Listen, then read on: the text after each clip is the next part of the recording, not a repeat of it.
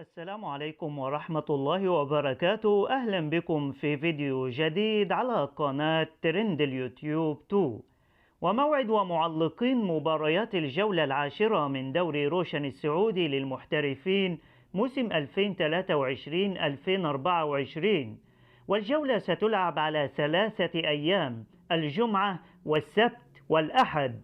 ولو أول مرة تشوف القناة بتمنى تعمل لايك للفيديو وتشترك في القناة وتفعل زر الجرس لكي يصلك إشعار بكل فيديو جديد يتم تنزيله على القناة. أما عن مباريات يوم الجمعة 20 أكتوبر 2023، فموعد مباراة التعاون والاتحاد الساعة 6 مساء بتوقيت مكة المكرمة. معلق المباراة فارس عوض ومحمد حسين، والمعلق عائد العصيمي. الأخدود والفيحاء الساعة 6 مساء، معلق المباراة محمد الخمسي وعيسى الزجالي. الفتح وأبها الساعة 9 مساء، معلق المباراة جعفر الصليح وعبد الإله العمري. الهلال والخليج الساعة 9 مساء، معلق المباراة فهد العتيبي وراشد الدسري، والمعلق فهد عريشي.